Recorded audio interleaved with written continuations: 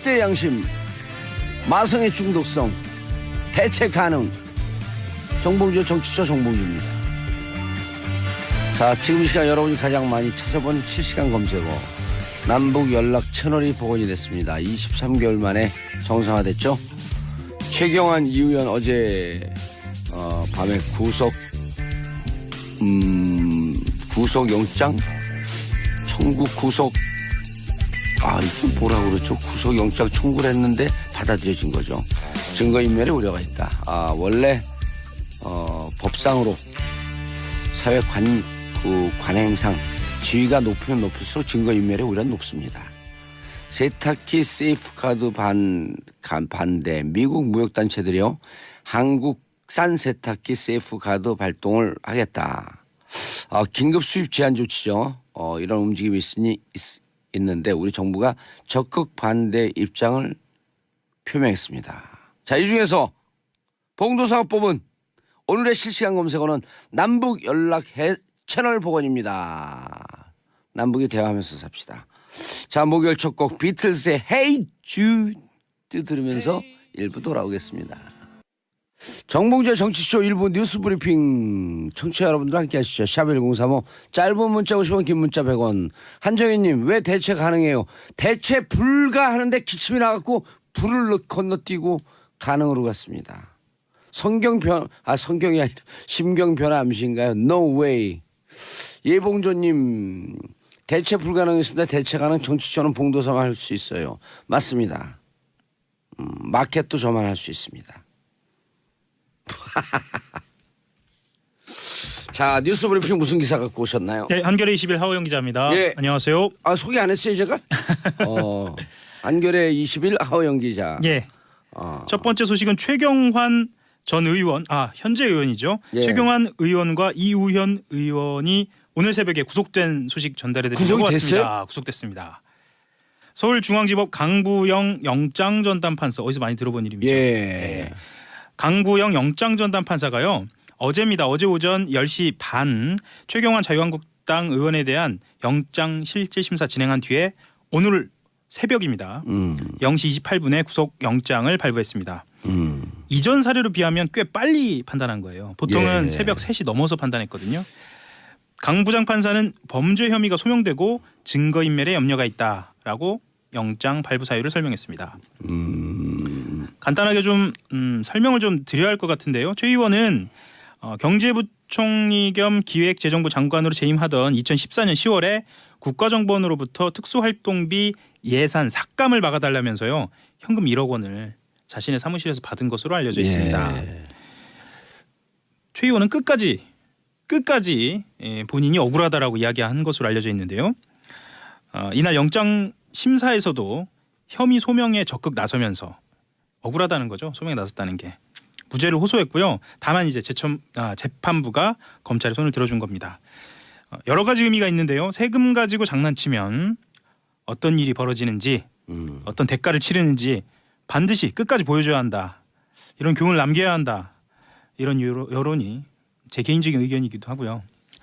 아주 팽배해 있습니다. 아주 속 시원한 소식입니다. 이우현 의원도 구속이 같이 됐는데요. 이우현 의원 같은 경우에는 지방선거를 앞둔 지난 2014년에 전 남양주 시의회 의장 등 공아무개 씨로부터 공천 헌금으로 의심되는 돈 5억 5천만 원, 여기도 많이 받았습니다. 5억 5천만 원을 받는 등 10억 원대의 불법 정치자금과 뇌물 등을 수수한 혐의를 받고 있습니다. 예. 구속된 거예요? 구속됐죠. 믿기지 않으신가요? 아니, 영장 실질 심사할 때 둘 다 출석을 했죠. 이우현 했죠? 출석했다라고 하는 것은 어제 우리 정봉주의 정치쇼 SBS. 그렇죠. 이거 강조해야 돼요. 왜 그런지 모르시죠? SBS. 예. 정봉주의 정치쇼. 그렇죠. 진행자 정봉주. 예. 아주 자연스럽게 진행이 된 부분이 있어요. 예를 들면 국회에서 국회가 열리는 도중에는 어쨌든 현역 의원은 출석을 하지 않아도 되니까요. 예. 국회의 회기 도중이었고요. 그래서 영장실질심사가 이루어지지 않았고 이틀 전에 국회가 마무리가 되면서 자연스럽게 예. 영장실질심사가 열린 겁니다. 어허. 야, 나는 이제 맞아요. 제가 깜빡했네. 제가 요즘 너무 바쁘니까 정신이 살아나갖고 모든 게 다 기억이 돼요. 그러니까 대체 불가도 가능이라고 말씀하시죠. 그렇죠. 네. 57년 전 일. 예. 그러니까 제가 1살 2개월 때 예. 글도 기억이 나요. 글 기억이 난다고요? 아, 그때 상황이. 그때 기억이. 예. 예. 방 안에다 똥 싸고 뒤지게 맞은 것 같아요. 그래서는 안 되죠. 예, 그래서는 안 됩니다. 예. 예. 김태효 이야기로 넘어가겠습니다. 예. 김태호 살아 있어요 아직? 살아 있죠. 아하. 이러다가 앞으로도 살 것 같습니다. 예. 김태우 교수 이야기를 할 건데요. 전 청와대 대외전략기획관이고요. 대외전략기획관. 예, 국가정보원이 수사를 의뢰했습니다. 남북 정상회담 대화록 유출 사건과 관련돼서 검찰이 유출자를 김태효 전략기획관으로 사실상 특정하고 수사를 특정하고. 벌였는데 예. 잘 안 될 것 같다라는 전망이 나왔어요. 왜 잘 안 될 것 같다라는 전망이 나왔냐면 물론 이제 다음 주께 수사 결과를 발표할 예정인데요. 첫 번째로는 공소시효가 너무 임박해 있었다라는 거 하나 하고요. 이번에도 이 압수수색 문제인데 법원이 김 전 기획관의 사무실과 자택을 압수수색할 당시에 예. 지난해 11월 28일입니다. 전자우편의 내용이 아닌 제목만 확인하라라는 취지로 영장 일부를 제안했거든요. 그래서 전자우편, 그러니까 이메일을 통해서 유출됐을 가능성 등을 충분히 확인할 기회는 좀 놓친 것 아니냐. 제목만 확인하면 어떻게 하라는 거예요? 그러니까요. 사실상 확인 못하는. 이거 영장 적시를 누가 한 거예요 또? 영장 적시 당시에 판사 이름을 물어보시는 거죠? 예. 그건 좀 더 알아봐야겠습니다. 그 부분에 대해서는 저희가 확인은 못했는데요. 아 이건 어쨌거나 영장 그 전담 판사가 하는 건 아닌가요? 이거는 영장 청구에 대한 판사의 판단이니까 이것도 영장 청구 관련된 판사가 하는 것 같습니다. 권순호, 오민석, 강병호 셋 중에 하나가 하는 거 아니에요? 권순호 맞죠? 그렇게 저는 추정이 되는데요. 지금 예. 확인할 수는 없어서 예. 저도 그렇게 좀 추정은 합니다. 제가 원래 준비 안 해온 것만 물어봐요. 아 그러게요. 예. 예. 좀 굉장히 당황했는데요. 예. 이걸 전문 용어로 예. 예리하다는 거예요. 아 예리하다고 하는 거고 예. 제 얼굴은 굉장히 빨개져 있고요. 아, 관계 없어요. 뭐 예. 한겨레 하호영 기자가 뭐 신입니까? 한겨레 누룩기 찾고 또 한겨레 21로 좌천까지 됐는데 좌천 아닙니다. 지금 영천이에요 그럼? 경북의 고향이 저도 영천. 복권을 해야 돼요. 저도 복권을 좀 해야 돼요. 어쨌든 예. 공소시효가 우리 정 PD도 좌천을 시켜야 될 텐데. 예, 공소시효가 코앞에 닥쳐 있기 때문에 수사가 좀 쫓기듯 진행돼서 예. 잘 진행이 안 된 측면도 있었어요. 청취자들은 이렇게 생각하실 수도 있을 겁니다. 남북 정상회담 대화록 유출이 뭐 그렇게 큰 죄인가? 예. 아, 매우 큰 죄입니다. 예. 매우 큰 죄죠. 이거 자체가 대외로 묶여 있으면서 이것이 어떤 파장을 일으켰는지를 보면 그대로 드러나거든요. 당시에 기억나실지 모르겠습니다만 2012년 당시에 김무성 본부장이 네, 비오는 부산 유세에서 그대로 읽었죠. 그러면서 이게 문재인 당시 후보를 공격한 예. 그런 빌미가 또 됐고요. 그렇죠. 그리고 나중에 그거 갖고 찌라시라 그랬는데 찌라시라고 하는 그 김무성 의원 이거 수사해야 되는 거 아니에요 진짜? 정문원 전 의원인가요? 현 의원 전 의원만 벌금을 낸 거로 알고 있는데. 그렇죠. 예. 수사해야죠 이건. 예. 그러니까 상식적인 건 상식적으로 분명히 짚고 넘어가야죠.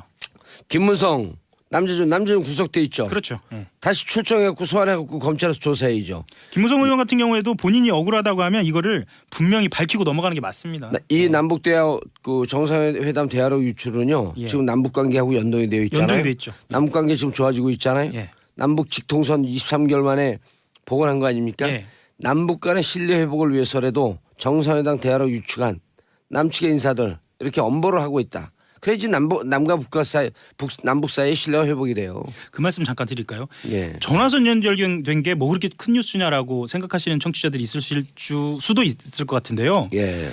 전화선 연결이 굉장히 오랜만이고 지금까지 그럼 어떻게 했느냐? 소리를 질러가지고. 아니요 육성 그러니까 그 육성. 스피커로 자 북측 대답하세요. 그쪽 마이크 좀 틀어주세요. 그런 상황이었어요.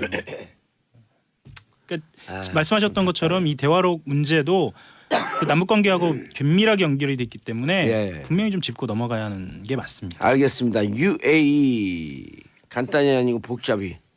요즘 핫하죠. 예. 예, 핫합니다. 도대체 뭐냐 이렇게. 대체로 실마리는 다 잡힌 것 같은데요. 예. 예. 며칠 전 한겨레 신문에서 나온 보도가 하나 있었는데요. 어떤 보도가 있었냐면 청와대 관계자 발로 이 사실이 드러나면 감당할 수 있겠느냐라고 자유한국당 야당을 향해서 이런 이야기가 나왔어요. 어젠 또 재밌는 기사 나왔죠. 임종석 실장이 예. 임태희 전 의원에게 전화해서 네. MB 뒷조사한 거 아니다. 오해 마라. 예. 왜냐하면 이게 자꾸만 일파만파 퍼지면 네. 전임 정권이 너무 부담스럽거든요. 그렇죠. 예. 그리고 이건 불법 행위는 아니에요. 불법 행위는 그렇기도 아닌데 하고, 예, 예. 불법 행위인지 아닌지 조사를 그건 해봐야 해봐야죠. 되는데 예. 이것은 지금 현재 정권에서 현 정부에서 네. 이것은 국가 통치 행위의 하나로 보고 있는 것 같아요. 그렇죠. 예. 어쩔 수 없이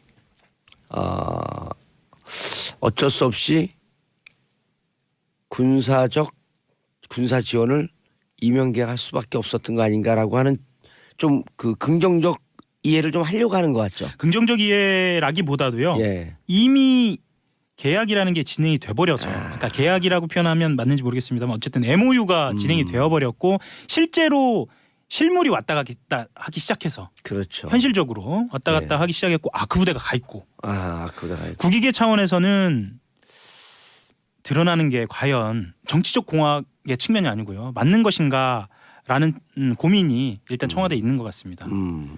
그렇긴 한데 청취자들은 일단 궁금하시니까 궁금하시니까 간단하게 좀 설명을 좀 드려야 할 것 같아요. SBS가 요즘 이거 가지고 특종이 계속 나오는데요.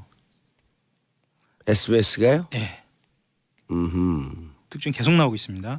그래요? 누가 예. 취재하고 있는 건가? 김태훈 기자라고 국방 전문 기자입니다. 예. 제가 국방부 출입할 때도 친분이 있었던 저한테는 선배고요. 예. 그 아랍에미리트와 관련된 휴민트가 좋네 그럼. 그렇죠. 전문 기자니까요. 이 논란의 근원이 과거 정부가 원전 수출 대가로 맺은 군사 분야 협정과 양해 각서들인데요. 이게 지난해 11월에 송영무 국방장관의 아랍에미리트의 방문이 이 협정을 수정하기 위한 것이고 한 달 뒤 임종석 실장의 방문이 아랍에미리트 반발을 수습하기 위한 것이었다라는 증언이 있었다는 겁니다. 말하자면 이전에 체결됐던 군사 분야 협정이 합법적인 테두리 안에 있기 힘들었다. 말씀하셨던 것처럼 이게 통치행위라고 한다면 그 모호한 지점에 있는 것은 합법으로 받아들여질 수도 있거든요. 예. 하지만 불법적으로 해석될 수 있는 부분들에 대해서는 수정이 필요하죠. 수정이 필요하죠. 통치행위라 맞습니다. 하더라도요. 예.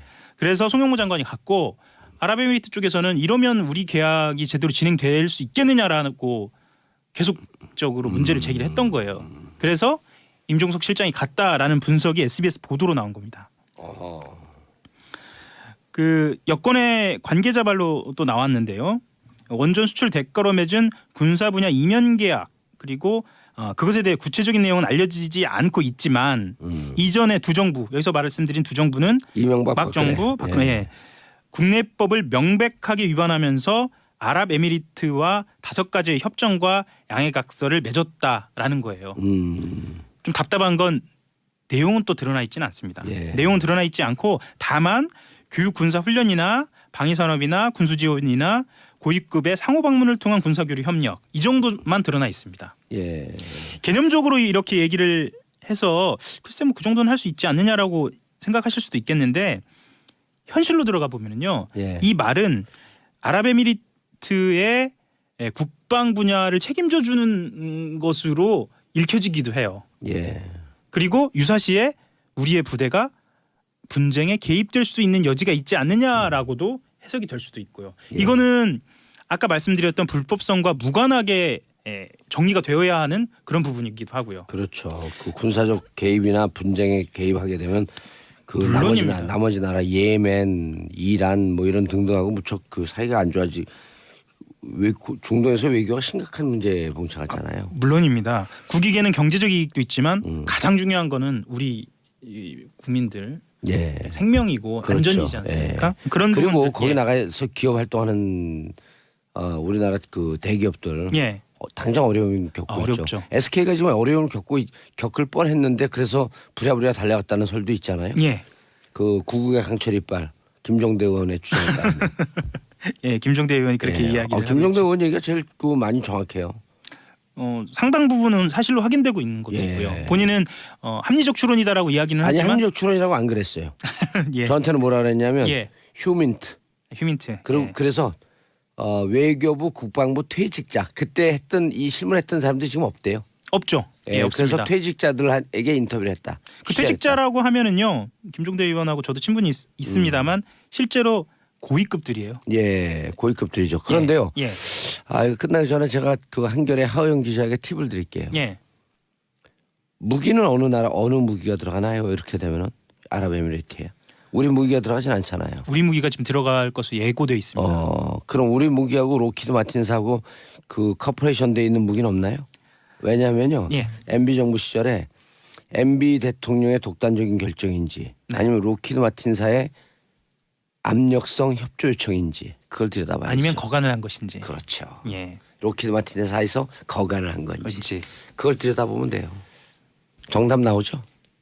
말씀하신 것을 제가 받자면 예. 만약에 그것이 확인되면 단순히 우리나라에서만 문제가 되지 않고 국제적인 문제가 될 수 있는 아주 대단한 예. 사실이죠. 그렇죠. 네. 예. 굉장히 큰 중요한 예. 사실이죠. 그리고 우리나라 방산 비리하고도 연동이 될 것이고요. 예. 알겠습니다. 자, 아까요. 영장 전담 판사 우리가 실수하진 않았고요. 전담 판사 3명이라고 얘기했고 최경환 의원은 강부영 판사가 담당을 했고요. 이효연 의원은 오민석 판사가 담당을 했습니다. 영장 전담 판사는 권순호 판사를 포함해서 총 3명입니다. 예, 3명이죠. 야, 인사하시고요. 예, 한겨레 21 하호영 기자였습니다. 감사합니다. 예, 저는 2부 아빠들의 왕수다인데요. 저희 방송국은 SBS 프로그램 정봉주의 정치쇼 다음 주부터 청취율 조사 들어갑니다.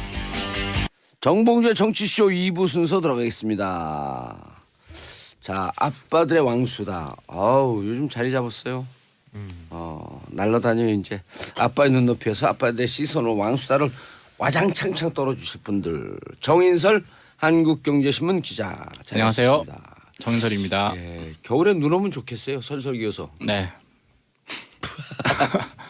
자, 손소 변호사님. 네, 안녕하세요. 예. 그때 선수 좋아한다 그랬나 뭐였었죠 이게 이름이? 네. 그거 좀 벗어요 머리 좀. 예. 안녕하세요, 고현준입니다. 예, 고윤준 만평 작가님. 요즘 SNS 상에 네. 정치인들의 어린 시절 그린 사진이 어제부터 돌기 시작했대. 네네. 그거 보셨어요? 은비라는 동화 작가 지망생인 분이 예. 그 김어준 씨가 진행하는 라디오 프로그램에 선물로 보낸 선물 거예요. 보낸 거예요. 예. 보면은 그 노무현 전 대통령부터 시작해서 김대중 대통령도 예, 계시고. 초등학교 때 얼굴을 상상해서 그린 건데 보면 알겠어 누군지. 저도 이렇게 딱 보고 그걸 왔어요. 누가 그래서 보는데 내가 있네 그런 거. 세상 개구진 사람 한 명 있거든요 거기. 우리 봉도사님이 대부분 아주 온화하게 웃고 있는 모습들이에요. 근데 혼자 엄청 개구진 사람이 하나 있어요. 깔때기를 부여하고. 근데 제가 보니까 누구라고요? 은비. 예, 은비님이라고만 알려져 있고 예. 실질적으로 누군지 그렇죠. 그러니까 청취자가 쉽게 말하면 보낸 건데 그분이 근데 그 또 기자들이 얘기하잖아요. 기자들의 분석이 친 표창원 지지자일 가능성이 있다. 왜냐하면 표창원이 들어올 군번이 아닌데 표창원이 유일하게 들어와 있다. 깔때기네요. 나머지는 다 이해가 돼요. 요쯤 되면 들어와도 되겠네. 하는데 그 안에서 또 급을 나누는군요. 아니 이거 기자 얘기해 준 거예요. 야, 표창원 의원이 또 끼어들었네. 근데 진짜 아직 들어올 군번은 아닌 것 같은데 살짝 들어와 있더라고요. 좀 빨리 크는 맛은 있죠. 예. 이뭘 또 큽니까? 제가 이따가 오후에 점심에 만나야 되는데 제가 이야기 누구요? 나누겠습니다. 네. 표창원 의원한테 표창 날렸다고 전해주세요. 알겠습니다. 자, 첫 번째 남북 화해 모두 돌입하고 있다. 정인석 기자님. 오늘 아침에도 통화를 했다고 합니다. 예. 9시 반에 또 북측에서 또 전화를 했다라고 해요. 급물살을 타고 있어요. 예, 이렇게 쉽게 통화할 사이가 됐는데도 불구하고 693일 동안 전화를 안 했고 통화를 안 했다는 거죠. 693일? 그렇죠. 23개월. 만 2년이 채 안 되는 거네요. 맞습니다. 그 369 게임이네. 맞습니다. 369 하다가 딱 전화를 했나 보군요. 네. 박수 칠 때인데 박수 칠 타이밍에. 박수철 타임에 전화한 거예요. 그래서 어젠 통성명만 했는데 오늘은 알려줄 내용이 있느냐라고 먼저 남쪽에서 우리 측에 연락까지 물었고요. 북측에서 없다. 알려줄 내용이 있으면 또 연락하겠다. 그렇지. 북에서 그렇습니다. 북측이 연락 많이. 미사일 발사 할 때쯤 되면 얘기해주겠다. 아 그럴 수도 있겠네요. 자, 그런 거 하는 거예요 이제. 근데 그건 뭐 군 통신선으로 하니까 그렇죠. 이번 건 같은 경우는 이제 판문점 연락책이 회담 얘기를 또 진행을 맞습니다. 하겠죠. 군 통신선은 아직 복원이 안 됐죠. 동서에 있는데. 아니 그래도 북조선에 우리 공화국의 모종의 변화가 있을 것이니 대비해 주시기 바라겠습니다. 그렇죠. 다른 형태로 흘릴 수는 있죠. 예. 이제 그동안 이제 그 얼마나 긴 동안 정말 뭐 서로 윽박지르기만 했는데 이렇게 하루 아침에 1월 2일 신년사 그리고 엊그제 우리가 이제 회담 제의하고 또 어제 바로 이제 채널을 반응이 온 복원하고 거죠. 예. 이렇게 될 거면 정말 제 생각보다 훨씬 예상보다 빨랐거든요. 예. 그래서 지금은 이제 저는 개인적인 생각 이게 뭐 찬양 고물자가 될 수도 있는데 모르겠는데 김정은 위원장이 상당히 뭐 생각보다 대담하고 똑똑하다. 저는 그렇게 생각을 합니다. 그 스스로의 자신감일 수도 있을 것 같아요. 핵무력 완성에 네. 대한 자신감. 본인이 핵무력 완성을 했다. 그 왜 저 언론에서도 많이 지적을 합니다만 그 김정은 위원장이 김일성 배지를 안 달고 신년사를 하고 있잖아요. 그리고 공식 석상에 나타날 때 그 넥타이를 메고 양복을 입은 모습 이런 것들이 서방 사회에 보여주기 위한 뭔가의 그 퍼포먼스일 가능성도 굉장히 많이들 지적하더라고요. 마찬가지로 이렇게 뭐랄까 과거하고 달리 어떤 우리 남측에서 어떤 제스처를 취했을 때 바로바로 이렇게 답이 돌아오는 건 거의 이례적인 거잖아요. 이게 강한 자신감의 어떤 발로가 아니냐. 예. 뭐 이런 얘기를 하시는 분들도 일단 있어요. 정인설 기자님의 우려 그리고 청취자분들의 궁금증을 하나 풀어드리겠습니다. 예. 네, 국가보안법에 찬양 고무죄가 있긴 해요. 예. 그런데 이게 언제나 뭐 북한 뭐 좋은 면도 있네요라고 말한다고 다 이 죄가 되는 게 아니거든요. 왜냐하면은 예. 법에 국가의 존립, 그러니까 우리나라의 대한민국의 존립이나 안전, 자유민주적 기본 질서를 위태롭게 한다는 정을 알면서 찬양 고무를 해야 되는데. 근데 정인석 기자가 똑똑하잖아요. 그걸 모르는 네. 리가 없잖아요. 청취자분들께도 이렇게 전달해 드리는 겁니다. 몰라요. 네. 근데 그래서 옛날에 근데 이런- 그게 다 뭐 코에 걸면 코걸이 그러니까 기어를 걸면 그걸로 걸리는 걸었던 어디 거잖아요. 국가의 법을 그렇게 얘기하세요. 한때 예. 그랬다는 아니 거죠. 그러다 그러니까 보니까 알면서 저렇게 네. 얘기하는 게 아는데. 네. 그래서 저도 저도 국가보안법 위반인데. 국법법. 저도 예. 알면서 한마디 덧붙이면 예. 이 국가보안법이 그렇게 악용되다 보니까 예. 91년에 굉장히 특이한 조항이 국가보안법 1조 2항에 붙어버립니다. 이게 뭐냐면 이 국가보안법을 해석 적용함에 있어서는 이제 필요 최소한도에 그쳐야 한다. 확대 해석해가지고 기본적 인권을 침해하면 안 된다라는 내용을 법에 넣을 정도로 여러 가지 문제가 아니 근데 있었죠. 우리가 축소 해석했는데도 그렇게 이해되는데. 그래요? 네. 네. 찬양 고무한 것 같아요. 그 옛날 공안 검사 같네요. 거의 뭐 거시는 사무화 게. 됐으니까요. 아니 112에 신고해야겠는데 여기 그 찬양 고무자 하나 있다고. 알겠습니다. 112예요, 그게? 그래요? 113. 112는 아니, 범죄 일단 신고. 369 게임하면서 하죠. 네. 일단 알겠습니다. 헌법의 표현의 자유를 저는 예. 언론의 자유를 마음껏 누린 다음에 그렇죠. 그리고 여기 방송국이 좋아서 괜찮아요. 무슨 방송국? SBS 프로그램 정치쇼, 예. 그냥 정봉주의 정치쇼. 정치쇼. 정봉주의 정치쇼. 다음 주부터 청취율 조사 들어갑니다. 밖에 있는 제작진들이 우리 봉도사님의 이런 멘트에 굉장히 흡족해하고 있대요. 예. 그런가요? 그러면 흡족해 한다고 청취율 올라가진 않아요. 그러니까요. 예. 아빠들의 수다가 좋아야죠. 잘할게요. 근데 이제 김정은 위원장이 예. 왜 그런 얘기를 했냐에 대해서 이제 다들 본인들이 이제 좋을 대로 얘기를 하는 거죠. 문재인 대통령은 우리가 먼저 이렇게 제의한 것에 화답한 거다 이렇게 얘기했고요. 트럼프 대통령은 압박과 제재가 통한 거다. 못 이겨서 이제 드디어 이제 대화를 하자고 얘기한 거다. 맥메스터 안보부장은 이렇게 얘기했죠. 샴페인? 한미 간의 이간질. 이간질이다. 떨어뜨리기 노력을 예, 하고 이간질을 한미 간의 거리를 멀게 하기 위한 술책이다. 그리고 그 신년사를 보고 예. 약간의 마음이 흔들렸다면 샴페인 먹어서 예. 연휴 기간 샴페인을 먹어서 그렇겠다. 이렇게 어제 먹은 맥메스터가 술이 덜 깬 얘기했다는 것이다. 거죠. 자, 맥메스터는요. 보나마나 C1보 정기 구독자예요. 정기 구독. 예. 그래서 한 요즘 달에 우리나라 얼마씩 정기 하나? 구독이 없어지는 추세인데. 그럼요. 예. 진짜 그 신문 저도 그 받아보던 종이 신문들 다 그럼요. 지금은 안 받아보거든요. 보세요. 왜 안 보세요? 아직 보세요. 신문사 직원 앞에 예. 계세요. 아니 우리 맥메스터한테 한마디 해줘야죠. 우리 동네 그 지국 지사장님 같네요. 좀. 지사장님이 그 국가보안법 위반이에요? 모르겠어요. 계속 보내요. 자꾸. 예. 온라인으로도 볼 수 있으니까요. Mr. 맥메스터, you can see the C1보 on the online. C입니까 또 그게? C1보. 세이어고. 예. 네, 알겠습니다. 맥메스터가 알아듣고 지금 조금 아니 맥메스터 그래서 트럼프 대통령도 C1보 본다고 I will see라고 얘기한 거 아닌가? 그래요? 진짜 고급지다. 네. 영어 개그선 이해는 안 되네요. 죄송합니다. 예. 예. 아니, 근데- C1보 부르는 거 맞네. I'll see you later. 이제 근데 트럼프 대통령이 또 이제 거기에 한 번 더 끼어들었죠. 어제 오후에 트위터에 내가 더 큰 핵단추 있다. 예. 그 이거 진짜 앤 모아 파워풀이라고 얘기를 했죠. 작동되는. 그리고 작동되는. 참 저렴해. 단추 싸움에 네. 단추 싸움. 아 둘이 진짜 초딩 같지 않아요? 아니 그렇게 표현을 했어요. 미국 언론들이 초딩들의 그냥 경연장이다. 그러니까 우리 집에 뭐 있다 이거 어렸을 때 네. 싸울 때 금송아지 열마리 있다 이렇게 얘기를 하잖아요. 그러냐 너 우리 엄마한테 꼭 일러줄 거야. 그러니까 우리 엄마 얼마나 센 줄 알아? 하긴 그 집에 뭐 있다라고 뻥을 치잖아요 보통 예. 일반적으로 어렸을 때는. 근데 지금 뭐 그렇지 단추 있다 그러는 건 진짜 좀 없어 보이는 것 같긴 해요. 아니 싸울 때 그러잖아. 너 우리 아빠 얼마나 높은 줄 알아? 그럼 얼마나 높은데? 그러면 우리 아빠 과장이야. 그러면 저쪽 애가 너 너네 아빠 과장밖에 안 돼. 우리 아빠 대리야. 예. 그럼 모르는 들은 거지. 애가 모르니까. 예, 애들은 모르는 거니까. 제가 자기네 아빠는 대리라 그랬어 울면서 집에 가. 아, 근데 실제로 핵 버튼은 없는 걸로 다 알려져 있어요. 핵 버튼이라는 거는 사실 트럼프 대통령도 자기 책상에 버튼이 있는데 그걸 누르면 그 비서관이 콜라를 가져온다라고 합니다. 다이어트 콜라. 그건 콜라 버튼이다 그거는. 사실은 근데 핵 버튼은 없지만 핵 가방이라는 건 있는 건 다 아시잖아요. 그렇죠. 그죠? 가방 있죠. 예. 그 뭐라 그러죠? 뉴클리어 풋볼? 풋볼? 뉴클리어 풋볼? 뉴클리어 풋볼 맞아요. 브립 케이스 이렇게 얘기를 하던데 근데 그건 스위치를 딱 누르는 순간 암호 맞습니다. 보안 카드. 예, 보안 카드 암호를 비스킷이라고 이른바 이제 부른다는 OTP. 맞습니다. 우리로 치면 OTP 똑같은 거예요. 아니 OTP는 아니고 그게 수시로 바뀌어요. OTP는 어느 은행에서 발급받아야 돼요. 옛날 보안 카드 같은 거예요. 옛날 보안 해금행에서 카드.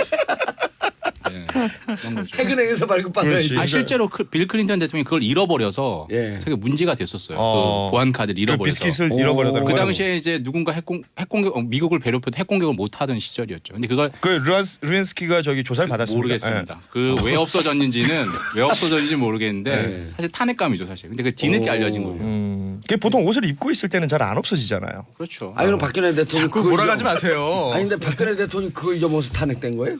아 글쎄요. 아 그래서 탄핵인가요? 핵. 탄핵. 아, 탈핵이네요. 탄 반대로 탄핵. 그렇지.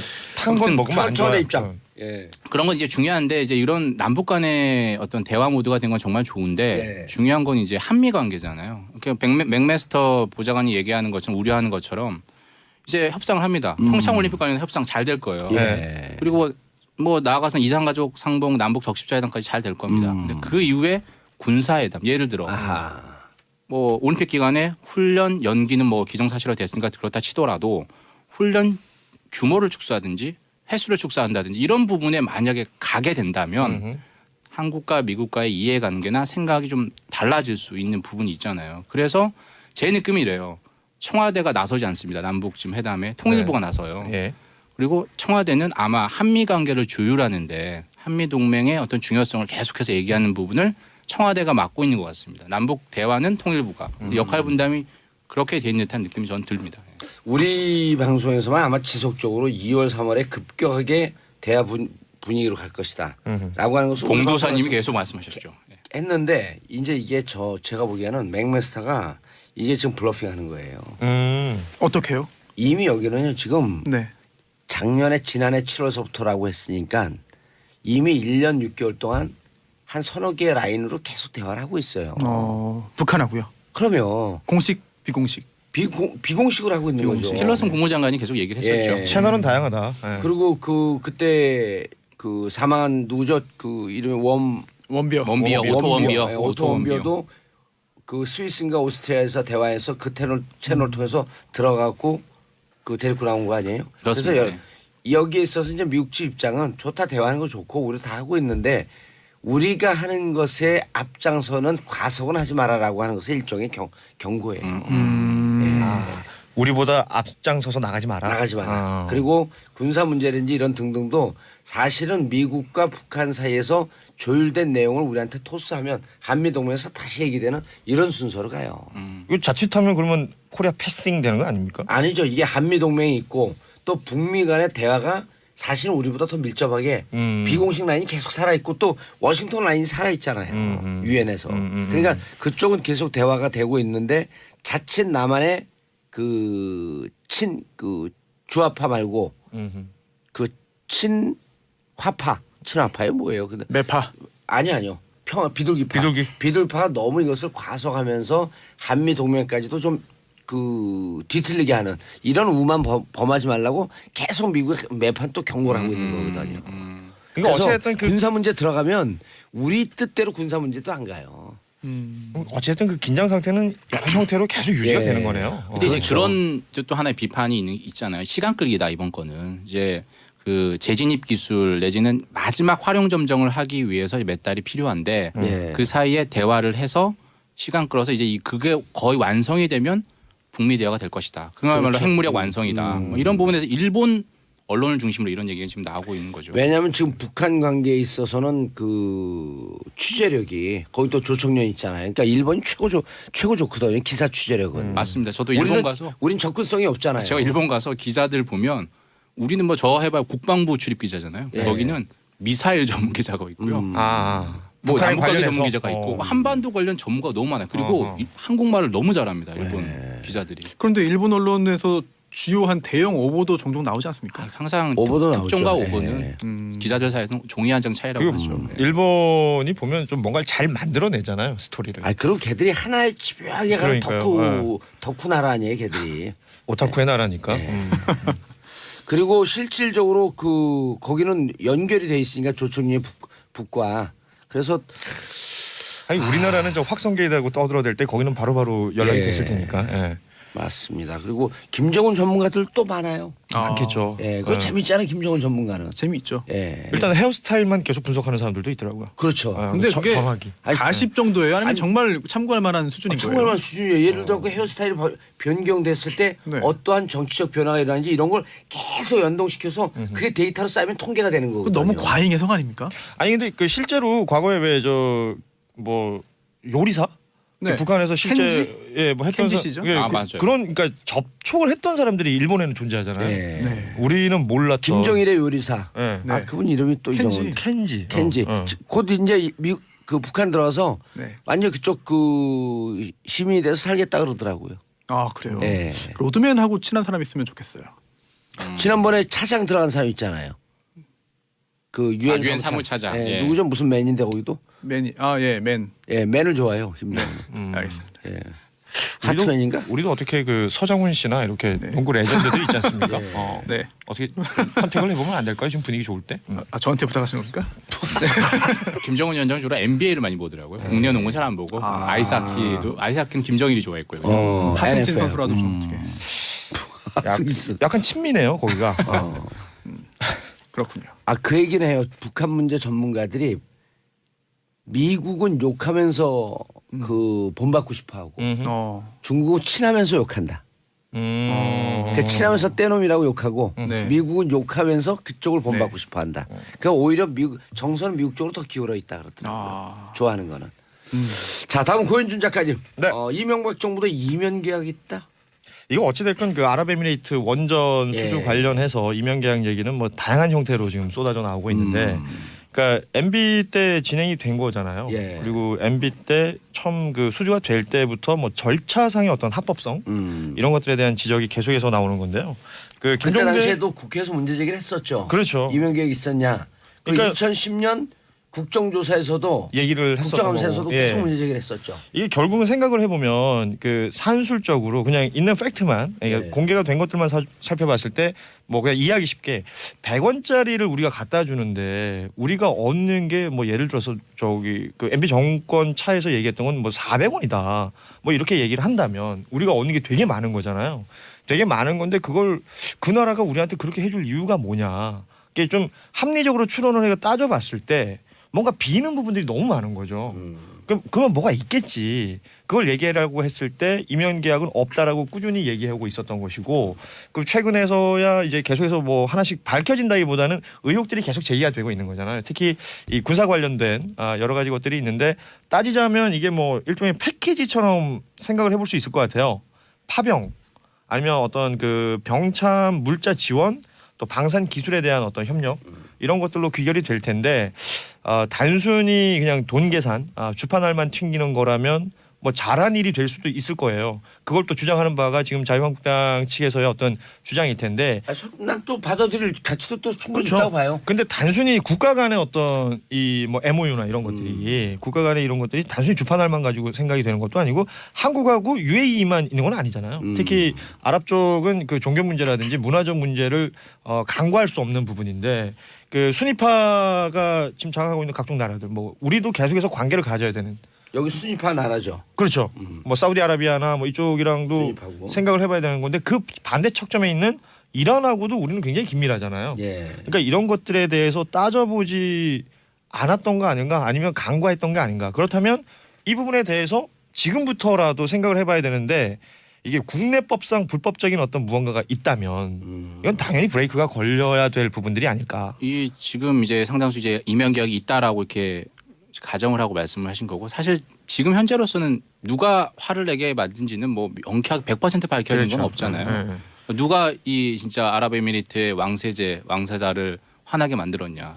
여당에서는 박근혜 정부다. 그리고 이명박 정부 때 이면 계약 때문이다라고 얘기하는 거고 이제 야당에서는 자유한국당에서는 이제 지금 정부가 너무 MB 들쑤시고 정부 있다. 비자금 들쑤시다 그랬다. 그리고 뭐 또는 뭐 이미 노무현 정부 때 이런 군사 협약에 준하는 협약을 했다. 그것 그래서 때문에 연장선이다. 이렇게 지금 서로 뭐 책임 떠넘기기 추궁을 서로 하고 있죠. 그러니까 지금 말했던 그 노무현 정권 때 이미 뭐 있었다는 얘기에 대해서는 저 우리 흔히 김종대 의원이 예. 아니다. 그거하고 관계 없다라고 그럼요. 얘기는 한 상태고 김종대 또 의원이 지금 또 계속 지적하는 게 김학용 또 군사위원장은 연관이 있다 이렇게 얘기를 하고 근데 있는 김학용 거죠. 군사위원장이 했던 말의 근거가 굉장히 국방위원장이죠. 희박해요. 그 희박하니까 이제 그 강철의 구국 이빨 예. 우리 김종대 의원이 구국의 강철 이빠예요. 그러니까 강철의 구국 이빨은 뭡니까 이게? 강철의 구국 이빨, 구국의 강철 이빨. 이 말이 많이 달라지네요. 예, 네. 그럼요. 강철 이빨하고 구국 이빨은 좀 다르네. 예. 아무튼 근데 그 근거가 일단 너무 희박한 거 아니냐라고 지적하는 거고 결국은 김종대 의원 얘기로 정리를 해보자면 이게 어떤 국가 간의 이익도 이익인데 그 전 정권들 당시 뭐 MB 정권, 박근혜 정권에서 박근혜 정권은 약간 좀 뭐랄까 방치해뒀다고 지탄을 받는 것이고 예. MB 정권에서는 재벌들의 어떤 이익을 챙기기 위해 혹은 그 기업들의 이익을 챙기기 위해 어찌 보면 그 군사력을 끼워 팔았다. 그러니까 군사력이란 건 나라의 근간이잖아요. 예. 그 군사력을 어떤 기업이나 재벌의 이익을 위해서 써먹었다라는 부분에서 지적을 하고 있는 것 같아요. 예. 예. 자유한국당 국정조사까지 요구하고 있잖아요. 자유한국당 입장에서 국정조사 요구하는 거는 지금 이 정권이 타겟이 되는 거잖아요. 예. 결국에 이 아르미한테 왕세자가 와서 기자회견 하면 됩니다. 나 가장- 뭐 때문에 화났다 이렇게 얘기하면 모든 게 밝혀져요. 아니 근데 저는 그거 좀 창피하지 않아요? 왜냐하면 이게 정파적 이익을 떠나서 사실 이 정권이 시작한 지 지금 7, 8개월밖에 안 됐고 반년 됐죠, 반년. 그렇죠. 예. 이 정권이 아랍에미레이트 갖고 사고 칠 일은 없거든요. 이미 기존에 되어 있었던 거니까. 그리고 또 아니 상식적으로 납득이 돼요. 거기까지 갖고 MB 비자금을 뒷조사한다는 게. 우리 검찰청이 이제 글로벌한 검찰. 아니 우리 검찰이 지금 하고 있잖아요. 네, 하고 있죠. 그런데 예. 거기 갖고 왕세자한테 야 MB한테 리베이트 받았냐? 그럼 그 왕세자가 받았어. MB 구속시켜. 이럽니까? 굉장히 무리한 검찰이 그런 하진 추측이죠. 않았을 테고 아마 했으면 이제 국정원에서 움직였겠죠. 국정에서 움직여도 그게 거기 갖고 이게 수사해서 찾아낸다는 게 말이 안 되는 거 아니에요 상식적으로. 그래서 이 문제를 애당초 저는 임종석 비서실장하고 강용무 국방부 장관이 간 거는 송영무. 송영무 국방부 장관이 간 거 강철 잘한 것 이빨, 같아요. 구국 이빨 많이 헷갈리네. 예. 잘한 것 같아요. 왜냐하면 이거는 어쨌든 이명계약이고 불법적 요소가 있더라도 국가 간 관계이기 때문에 함부로 들춰서 안 된다라고 그렇죠. 하는 원칙을 예. 작동을 시킨 거거든요. 그거를 딴죽을 거는 게 자유한국당인데 문제 걸지 말았어야 될 이슈가 됐어요. 그래서 나오잖아요. 자업자득이고 오히려 자승자박이 책임질 수 된 것 같아요. 있겠느냐라는 말도 나오잖아요. 아니, 그러지 감당할 않았어요. 수 있겠느냐. 감당할 수 있겠느냐. 감당할 수 있겠느냐. 국정조사를 지금 하자라고 하고 있는데 저건 괜히 그 밀리니까 괜히 더 크게 블러핑을 한 것 같아요. 사실 속으로는 지금 아차 싶을 겁니다. 예. 그랬는데 어쩔 수 없이 지금 지지자 관리도 해야 되니까 그러니까. 일단 국정조사 요구까지 강하게 나간 것 같은데 아마 뒤에서는 이 문제를 최대한 원만하게 덮고 모양 빠지지 않게 수습하기 위한 노력들을 김성태 원내대표부터 하지 않을까 생각됩니다. 권수성태.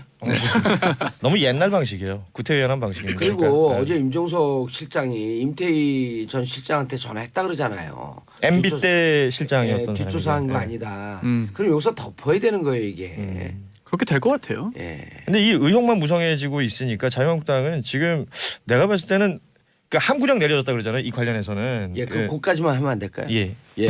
자, 광고 듣고 3부 돌아오겠습니다. 채널 고정하소서. 정봉재 정치쇼 3부 아빠들의 수다 들어가고 있습니다. 자, 정인성 한국경제신문 기자, 손소 변호사님, 고윤준 만평 작가 함께하고 계십니다. 자, 고윤준 작가님 네. 어디까지 얘기하다가 슬그머니 죽었죠? 아니 뭐 안 죽었어요. 네. 그래서 마무리가 됐는데. 네, 계속 하세요. 예.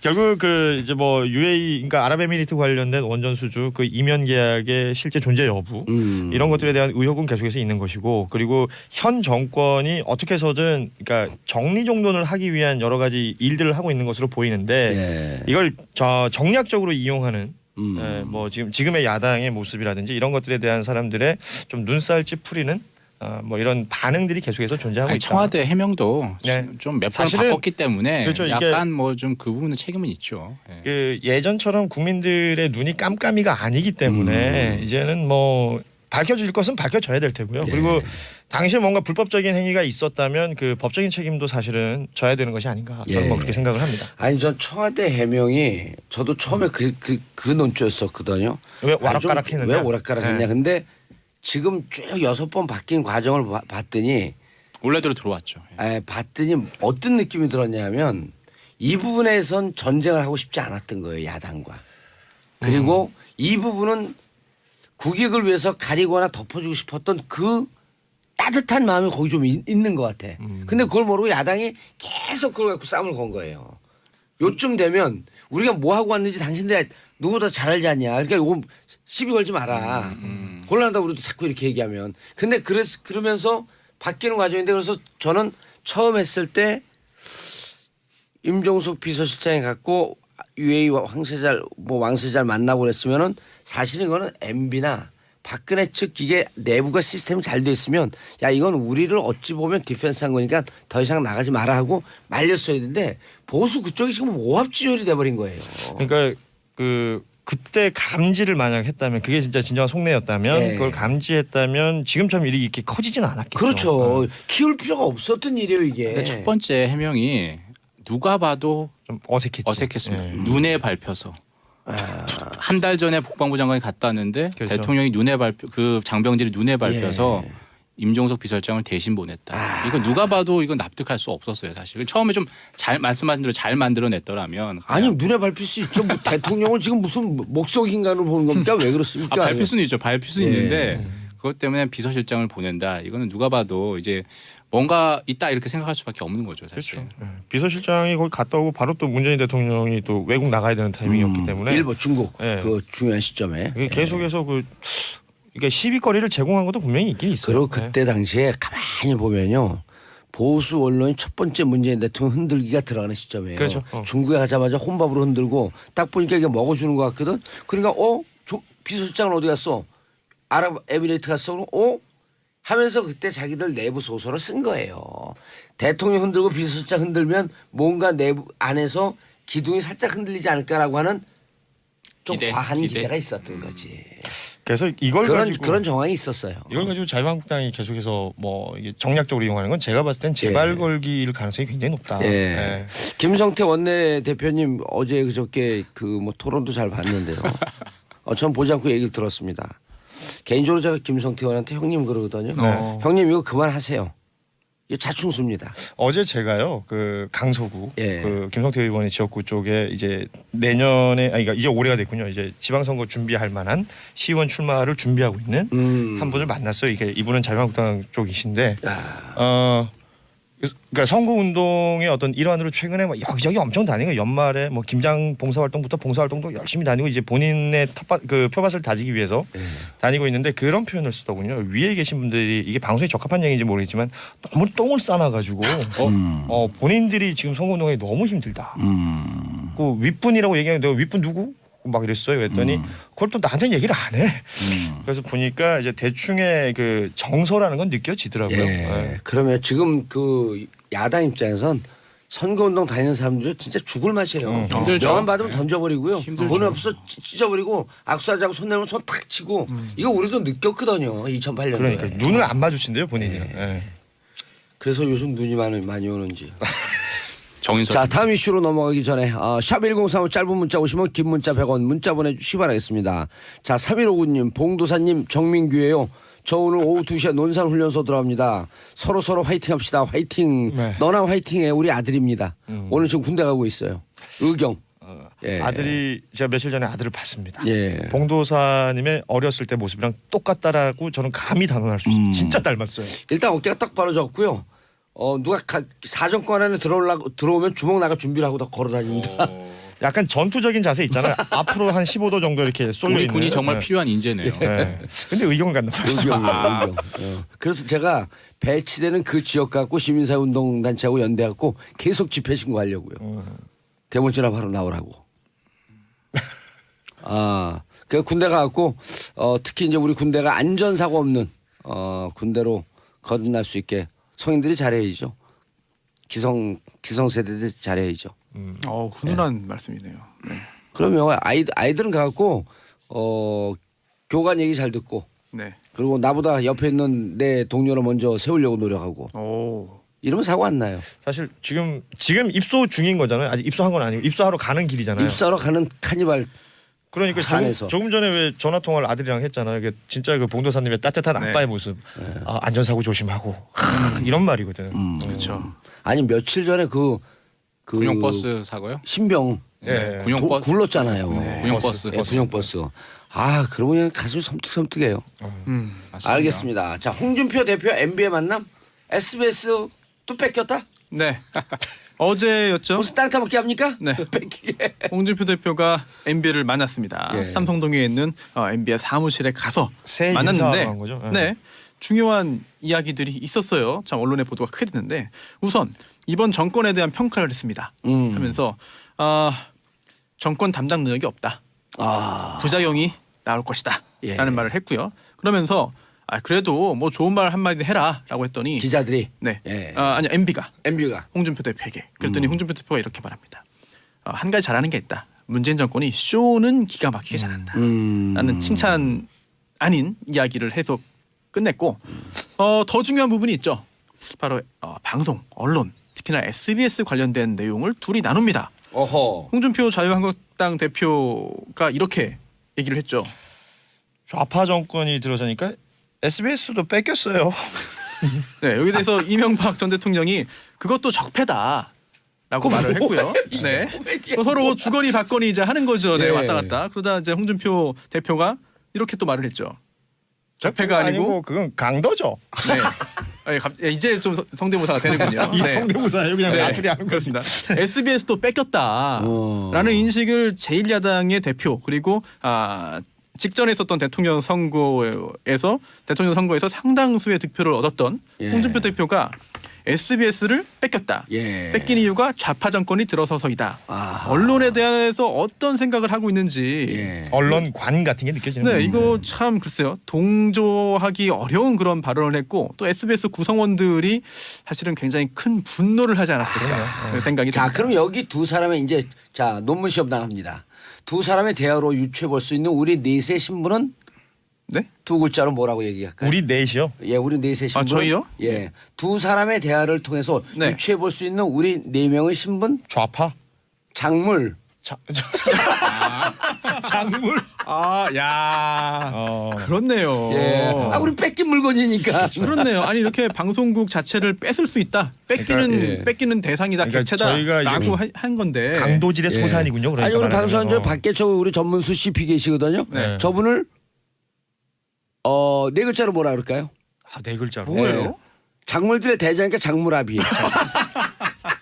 야, 그렇게 또 이해가 되네요. 그런데 이게 끝이 아니었습니다.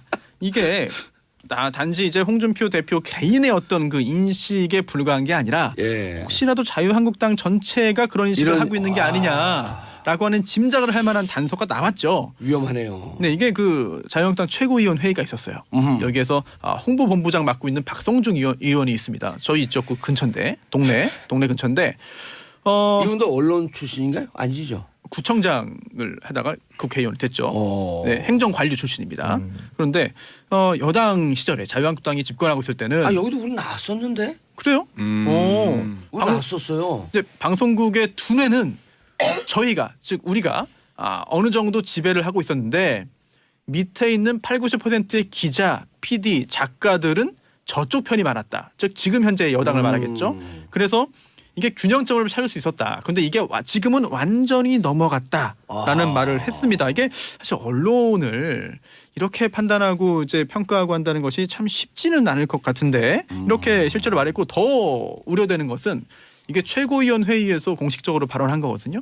그런데 여기다 내부적으로 어떤 견제라든지 수정이라든지 걱정이라든지 이거 이렇게 나가면 안 된다라고 한다든지 이런 것조차 없었다고 합니다. 그거 하면 쫓겨나요. 그런가요? 이 그 홍보본부장 이분은 우리 여기 그 여의도 UFC에 2차례 나왔는데 방송도 잘하셨어요. 그리고 합리적으로 상대방 얘기도 잘 듣고. 그런데 일단 그 안에 들어가게 되면 뭔가 이게 집단의 논리가 발동이 되나 본데요. 근데 정치인들끼리 하는 이야기랑 또 언론에 나와서 또 사회자가 있는데 하는 이야기랑 또 다를 수가 있죠. 네. 그러니까 속내 같은 잘했어요. 네. 근데 이게 언론관 같은 게 느껴지잖아요. 이게 언론 알기를 편 나눠 가지고 내가 먹어야 되는 어떤 그 지분의 어떤 한 가지로 생각을 하는 거란 말이에요. 이건 진짜 옛날 그 조선시대 연산군하고 똑같은 겁니다. 사관한테 야 나 한 거 이거 지워. 내 맘대로 할 거야. 그러니까 기록 못하게 하는 거고 사초를 그 자기 맘대로 하고 싶은 거잖아요. 그러니까 얘는 우리 편 나에게 유리하게 써주는 애만 여기다 가까이 들여. 뭐 이건 정말 그 언론 알기를 진짜 너무 쉽게 하는 거고 국민 알기를 이렇게 쉽게 하는 거예요. 그리고 박성중 의원이 이제 이런 말도 했어요. 몇 개 신문 빼고는 유튜브까지도 마찬가지다. 이게 근데 이게 사실 유튜브라는 게 박성중 의원이 본의 아니게 그냥 당의 입장만 얘기를 했겠죠. 왜냐면 우리가 이분을 지금 고정으로 섭외하려고 제작진이 엄청 노력 중이거든요. 그래요? 알겠습니다. 훌륭한 의원이에요. 최근에 그 자유한국당 의원들이 무슨 방송 섭외나 이런 거 오면 잘 응하지 않는다고 해요. 그래요? 힘들어요. 너무너무 힘들어요. 안 하려고 그래요. 아예. 왜요? 괜히 앞장서서 돈 받기 싫은 거지. 아까 얘기했잖아요. 위에서 자꾸 그리고 또 여기서 얘기하다 보면 다른 의원들이 또 이해를 하고 합리적이네요. 얘기가 들을만하네. 그럼 또 자기 본심이 나갖고 잠시 정신을 잃고 쫙 얘기를 해요. 정말 합리적이어서 막 박수치면 당에 돌아서 혼나는 거예요. 근데 저는 왜 다 가서 합리적으로 얘기하냐? 수구적으로 얘기해야지. 그게 뭡니까? 홍준표 대표가 이렇게 생각하는 건 정말 문제라고 저는 생각하는데 이게 저는 미디어 우리나라 미디어 사회 자체가 이 공중파 방송 중에 SBS는 아니지만 나머지 4개 채널이 전부 다 공영 방송이잖아요. 그렇죠. 이런 나라가 사실 별로 없어요. 이런 우리나라 정도 수준의 국가에서는 OECD 국가 다 민영화하고 그래가지고 근데 항상 이게 공영 방송이다 보니까 정권이 바뀔 때마다 이런 생각을 갖게 되는 거죠. 그림바 견물생심을 갖게 되는 거죠. 이런. 그 국정 홍보처로 생각하는 거죠. 그렇죠. 방송사를. 대한뉴스. 근데 실질적으로 지금 그 문재인 대통령 들어와서 예를 들어 그 MBC 같은 경우 예를 들어 갖고 정우성 배우가 KBS에서 인터뷰하다가 생방으로 KBS 정상화를 지금 무슨 생각하고 있습니까? 그랬더니 KBS 정상화됐으면 좋겠습니다. 그래갖고 진행하던 앵커가 고개를 숙였다는 거 아니에요? 그렇죠. 그럼 모든 국민들이 하고 있는 거지. 지금 그러니까 문재인 정부에서 MBC, KBS, SBS를 정권의 입맛에 맞게 뺏었다? 이렇게 얘기할 때 이걸 동의하는 국민들이 몇 프로? 한 10% 나올 거예요. 제가 이걸 중요하게 생각하는 건 최근에 MBC를 보면서 많은 사람들이 표현하기를 MBC 정상화라 그럽니다. 그 전에 비정상이었다는 얘기예요. 그렇죠. 기저 효과죠. 10년간 너무 그랬으니까 뭐 지금은 말씀하신 대로 원래대로 상식적으로만 해도 다 잘한다 얘기를 듣는 거죠. 물론 방송국 내에도 일부 그 정권의 영향을 받는 분들이 있을 수도 있겠습니다만 뭐 그런 분들 중에 아는 분이 있습니까? 친하신 것 같아요. 우리 친하진 않습니다. 하지만 대부분 정말 일선에서 방송 만드시는 그런 그 직원들은 그런 거에 영향 없이 정말 공정한 방송, 유익한 방송 만들기 위해서 노력을 하고 있거든요. 그런데 그런 직원들까지도 이렇게 한 번에 다 이렇게 참 정권에 따라서 왔다 갔다 하는 사람으로 폄하한 거기 때문에 내부적으로도 이거는 그냥 넘기기는 쉽지 않은 그런 발인 것 같아요. 근데 이제 저는 작가분들이 그 팟캐스트를 많이 들어요. 왜냐하면 정보를 다 입수를 해야 되니까. 이렇게 팟캐스트를 들으면서 제가 하는 팟캐스트도 많이 듣는데 전 그게 좀 불만이에요. 뭐요? 제 팟캐스트 많이 듣더라고 작가들이. 듣는 게 불만이라고요? 네. 왜냐면 섭외가 너무 많이 들어와요. 뭐 자랑이에요? 10년 맞이 깔때기를 한번 또 크게 한번 하시네요. 오랜만에 깔때기 되셨네요. 약간 당황했습니다. 자, 3672님 MB나 홍준표 대표보다 SBS를 뺏겼다 적폐다 하는 말에 옆에서 웃는 주위 참모들의 모습. 야, 목 불린 견이었다. 이게 근데 방송에 다 그대로 노출됐잖아요. 그러니까 카메라가 있는 걸 알면서도 이 사람들은 이 대화를 하고 그 주변에서 그러니까 자기들의 짱들이 대화 나누고 있으니까 옆에서 이렇게 같이 히덕거렸던 멤버들이 있단 말이에요. 짱들이 대화하고 나면 진짜 쫄들이 히득거렸어요. 그러니까요. 이게 나는 그 장면이 뭐 하는 사람들인가 싶었어요, 진짜. 아니, 그러면 진짜 그게 감각이 없으면 전체적으로 보면요. 촛불 이전의 문화적 상황에 머물러 있거든요. 정치 문화 상황에 이게 문화 지체 현상이에요. 오늘 왜 이렇게 어려운 용어를 말씀하십니까? 그러게요. 그래요? 어려워요? 네. 이런 거 우리 초등학교 2학년 때부터 썼던 건데. 초등학교 2학년 때. 저희는 지체알아서. 네. 아니, 내가 봤을 때 구구단도 모르겠어. 구구단이 있었어요? 초등학교 2학년 때? 고2 때 배운 걸 그걸 천재예요? 초등학교 2학년 때 그럼요. 구구단을 외우게. 자, 뭐가 왔어요? 예. 위험한 발언인데 살짝 지나서 괜찮았어요. 예. 다음 국민의당이 쌍난이 걸렸다? 이게 뭔 정선이. 말인가 했을 텐데 예. 그 백드롭이라고 하더라고요. 뒤에 걸린 걸개 그림. 아. 그걸 이제 백드롭인 그걸 이제 국민의당이 백드롭은 옛날에 프로레슬링 아닙니까? 뒤로 직뒤로 백드롭이라 했는데. 원래 이제 그런 것도 있고요. 근데 네. 그렇게 표현을 하던데요. 이게 뒤에서 늘어뜨린 그림이다 맞습니다. 이거 아니에요? 맞습니다. 네. 이제 처음에 국민의당이 처음에는 회초리 걸었어요. 아 국민의 그 쓴소리를 듣겠습니다. 꼬중을 회초리가 듣겠습니다. 너무 크고 갓기목처럼 보여. 그렇죠. 뭐 그리고 이제 과격했던 거죠. 거기 앉아 있으면 해초리가 그 대부분의 의원들 목을 지나갑니다. 네. 사진 나올 때 네. 무서워요. 그런 목에 얘기. 꽂혀 있는 것처럼 보였어요. 그거. 예. 위험해. 잘못 맞아서 그렇게 됐나요? 그렇죠. 그 다음 크게 걸었어. 그런 말씀하신 대로 좀 이상하게 보인다서 그 다음에 떼수건으로 바꿨어요. 그렇죠. 예, 이태리 타월. 뭐 벗겨드리겠다. 뭐 이렇게 그러니까 때를 벗겨주는 심정으로 국민들에게 좀 시원함을 주겠다 이런 의미였던 것 같은데. 그게 또 당 색깔이랑도 맞았고 초록색. 예. 아, 그 초록색 아니죠? 저 빨간색 아니에요. 아, 지금은? 국민의당. 예. 오. 초록색. 예. 그 때밀이 수건 이태리 색깔이 타월이요? 생각나. 맞습니다. 때밀이 수건. 예. 이태리 타월크. 네. 아. 그런 느낌이 밀라노? 있었죠. 피렌체? 베니스 어디서 온 거예요? 이태리 로마에서 왔나? 예, 이태리 사람들은 이태리 타월의 존재를 절대 전혀 모릅니다. 예. 맞습니다. 예. 예. 그다음 이번에 이제 바꾼 게 쌍란. 제가 계란 후라이에 노른자가 2개 있는. 그렇죠. 그래서 쌍란입니다. 그래서 그걸 뒤에 그렇게 그렇게 걸었어요? 됐습니다. 그래서 안철수 대표가 얘기할 때 항상 쌍란이 뒤에 이제 쌍라이트 켜 있어요. 국민에게 행복을 2배로 주겠다. 그 쌍난을 받으면 그 많은 사람들이 기뻐한다고 생각하는 것 같아요. 나는 쌍난 그 걸린 거 보면서 바로 박지원 의원이 생각났거든요. 왜요? 얼마 전에 계란 맞았지 않습니까? 아, 일부러 그러면 약간 이거 매기는 건가? 난 그런 아니 근데 생각했어요. 사실 저는 뭐 그렇게 뭐 다른 정치적인 해석 안 하고 예. 저는 계란 후라이 준 식당이 그렇게 좋더라고요. 계란 후라이 주는 건 좋죠. 그런데 그중에 쌍란이 오면 쌍란이 1000분의 1이라는 확률이래요. 오. 그러니까 그만큼 안철수 대표도 그렇게 얘기해요. 1000분의 1의 확률인 것처럼 국민의 행복 2배로 드리겠다라고 충분히 했는데 1표 받을 텐데요. 그러니까 그 말씀인데 네, 네. 쌍란이라는 게 지금 이게 계란 후라이면 상관이 없는데 지금 정말 쌍란의 지금 어려움에 직면해 있죠. 예. 국민의당에서도 반대가 있고요. 그리고 바른정당에서도 지금 다시 자유한국당으로 가려고 탈당파가 그렇죠. 있고 이 그야말로 이게 지금 쌍란, 양란의 예. 상태인 거죠 사실. 어려울 난자입니까? 네. 아, 그렇게 해석할 수도 있는 거죠. 진퇴 양난이네요. 네. 진퇴 양난. 진퇴 양난 역시. 오.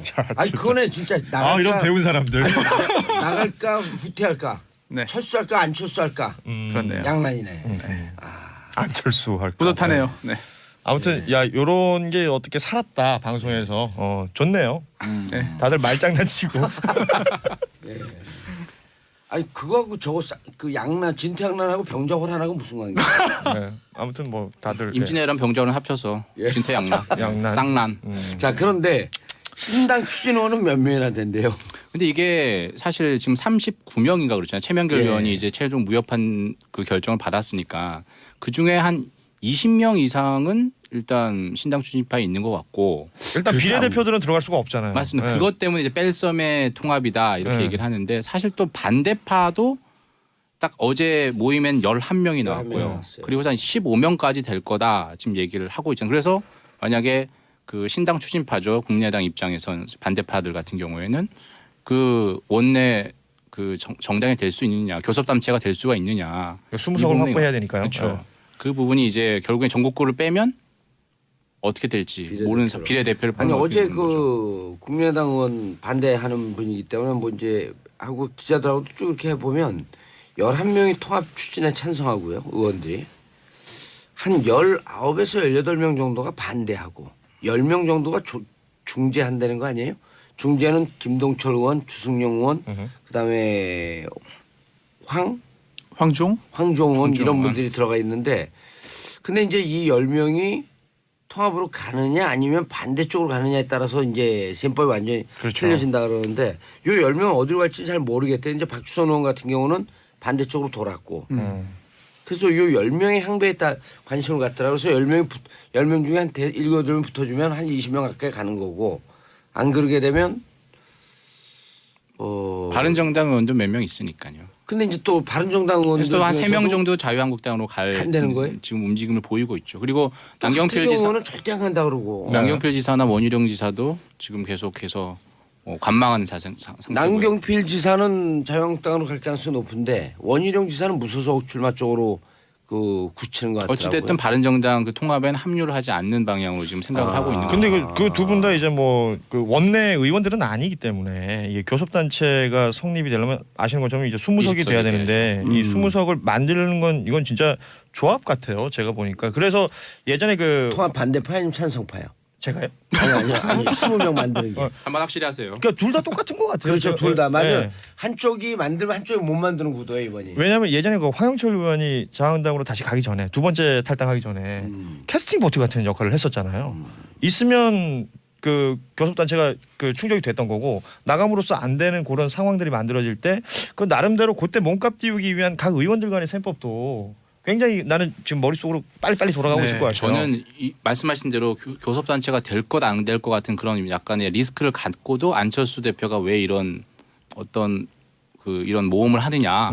저는 결국에 자유한국당의 지금 상황이 상당히 좋지 않기 때문에 6월 지방선거 이후에 이제 그야말로 3당이 다 연합하는. 맞습니다. 예. 뭐 진짜 야당 제1야당이 사실상의 제1야당 역할을 물론 지금 국민당이 계속 캐스팅 보트를 줬었지만 그걸 생각하고 이렇게 빨리 서둘러서 저는 하는 게 아닌가. 거기에- 자유한국당이 아니 정치부 기자들은 자유한국당까지 해서 총수 그 지방선거 이후에 미니 3당 야합의 그러니까요. 틀이 만들어질 것이다. 그러니까 나는 안철수 개인이 봤을 때는 그 당도 당이지만 그 차기 대권을 노리기 위해서는 그 지금 자유한국당의 지지 세력을 자기가 흡수만 할 수 있다면 붙어볼 만하다라는 생각을 할 것 그렇죠. 같아요. 네. 당연히 보수 쪽에 사실 지금 대안이 없잖아요. 리더라고 할 수 있는 사람이 그걸 하겠다는 거죠, 사실. 네. 음. 홍 반장은 안 되나 봐요. 아니 홍 반장은 이제 작년에 송년 간담회 때 17개 지자체 중에 6개만이라도 정말 건지고 싶다. 본인이 그렇게 지금 약속을 현역으로 했으니까. 있는. 네. 네. 그래서 그 6개 지역의 특산물을 가지고 와서 간담회를 할 정도니까 상당히 지금 힘든 상황이죠, 사실. 예. 쩔박한 거죠. 네. 근데 이게 별로 그 일종의 막장 드라마 같아요. 보기 싫으면서 자꾸 궁금해하고 들여다. 그런 거 있는 거 같아요. 재미는 진짜. 있어요. 네. 그렇죠. 정말 재미있죠. 예. 예. 근데 이 재미가 결국은 전체적으로 국민들에게 도움되는 쪽으로 정치 방향 설정에 그 영향을 줘야 되는데 그렇지 못하고 정말 단순 재미만 준다면은 사실 거기에 빠져가지고 만약 즐기기만 좀 어려운 것 같습니다. 예. 막장 드라마가 재미만 주면 되는 거 아니에요? 아 그런가요? 아 그러니까 욕하면서 네. 들여다보는. 네.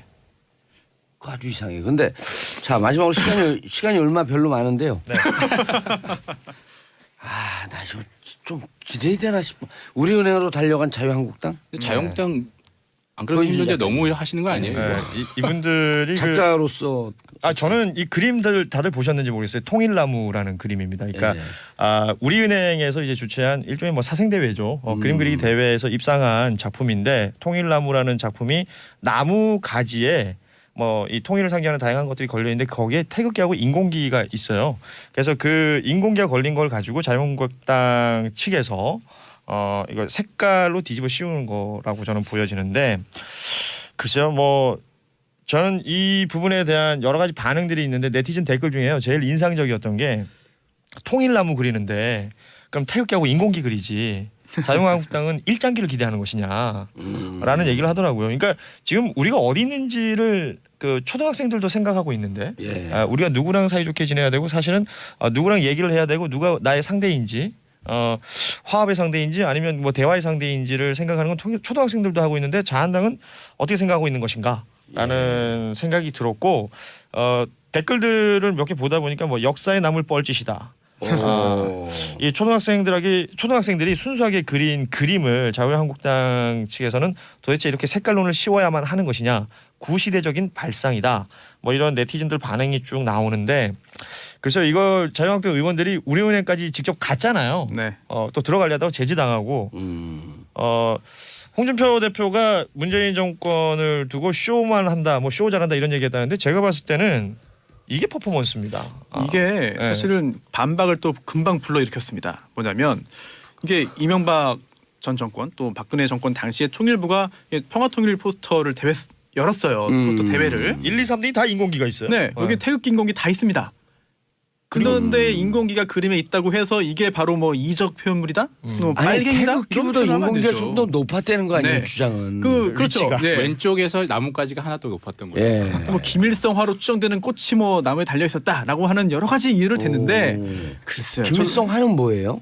뭐 사람들 왜 있죠? 예전에 예. 저 김대중 대통령 갔을 때 이렇게 흔들던 그 네. 뭘까요? 분홍색, 이제 진한 핑크색 그 꽃. 진홍색이죠. 아, 진달래. 네. 진달래에 약간 그 또 약간 큰 꽃인데 그걸 네네. 김일성화라고 한다는데 저는 제가 봤을 때 그런 걸 우리 초등학생들이 예를 들어서 나는 김일성화를 그릴 거야라고 그렸다고 생각이 안 되는데 이걸 자꾸 그렇게 씌우는 것 같아요. 아니 번지수를 잘못 찾은 거죠. 사실 뭐 그 이전 정부 때도 항상 있었고 심지어 이제 홍준표 대표가 본인의 그 페이스북에 선거 동료할 때 대선 때 나왔을 때 자기가 2번이었으니까 1번, 3번은 거기에다가 그 인공기를 그렸었거든요. 그렇죠. 네. 그래서 자기한테 투표하라고. 근데 뭐 그 정도로 이용했던 사람이 했었는데 사실 이번 건 같은 경우는 정말 그러니까 자유한국당, 그러니까 지금의 야당이 항상 그 선거 국면에서 이용하는 것 중에 하나가 이제 북한 혹은 색깔론 색깔론이죠. 뭐 이런 거잖아요. 근데 이걸 지금 어디다 갖다 댔는지 스스로들이 좀 반성해야 될 것 아니, 같아요. 북한의 군사적 도발보다 심각한 문제다.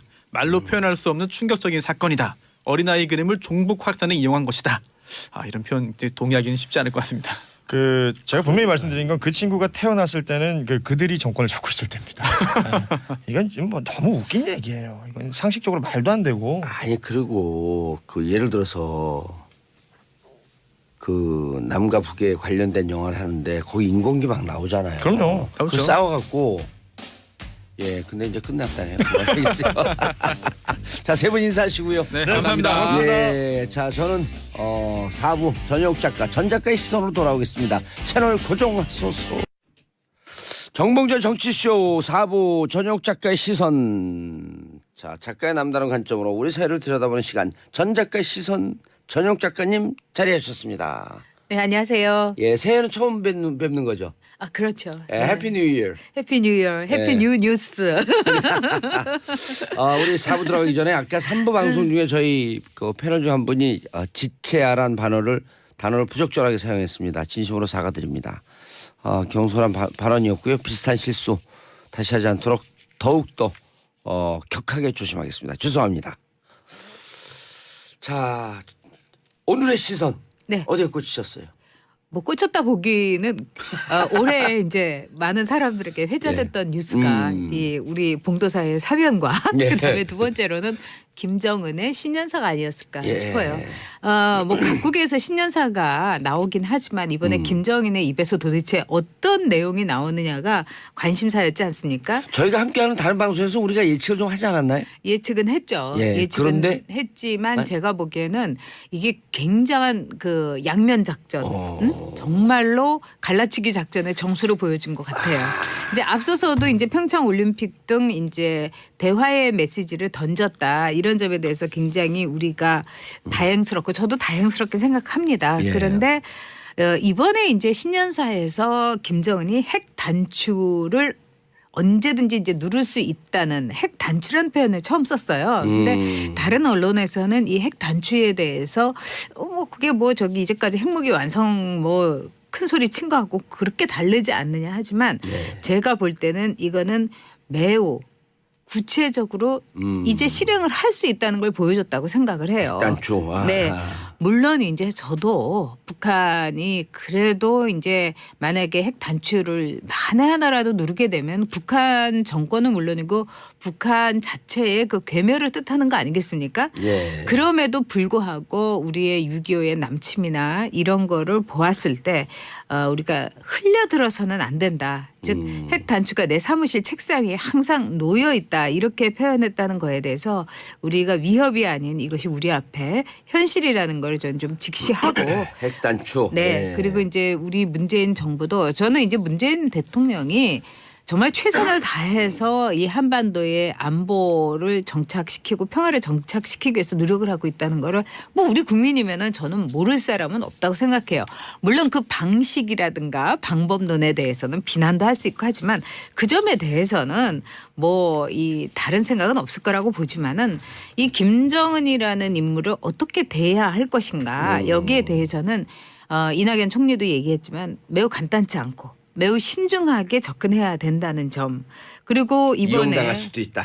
충분히 이용당할 수 있죠. 이제까지 저는 이낙연 보수 총리도 그 얘기를 했다는 거 아니에요? 네, 보수 정권이고 또 진보 정권이고 간에 이용당했다고 생각해요. 결국은 결과가 뭐냐. 핵무기 완성을 했기 때문에 그러니까 저들의 속내를 제대로 보지 못했다 이런 점에 대해서 정신 바짝 차리고 정말로 저쪽에 대해서 정신이 없을 정도로 운전석에 앉아가지고 이 오토기어가 아니라 변속기어로 해서 우리도 확 정신없게도 만들고 우리가 능동적으로 제한도 하고 이래가지고 저들의 어떤 그 김정은의 답만 기다릴 게 아니라 우리가 퀘스천을 공격적으로. 던져야 된다. 저는 이렇게 봅니다. 알겠습니다. 평창올림픽에 대해서도 얘기를 했죠. 네, 평창 올림픽에 대해서는 뭐 적극적으로 참여하고 뭐 성공도 기원한다 이렇기 때문에 상당히 평창 올림픽의 화해 전술을 통해 가지고 일단은 시간을 벌고 그다음에 두 번째는 경제적으로도 좀 얻어낼 거 있으면 확실하게 얻어낼 거라고 봅니다. 왜냐하면 지금 이제 북한 주민들이 굉장히 피곤한 상태예요.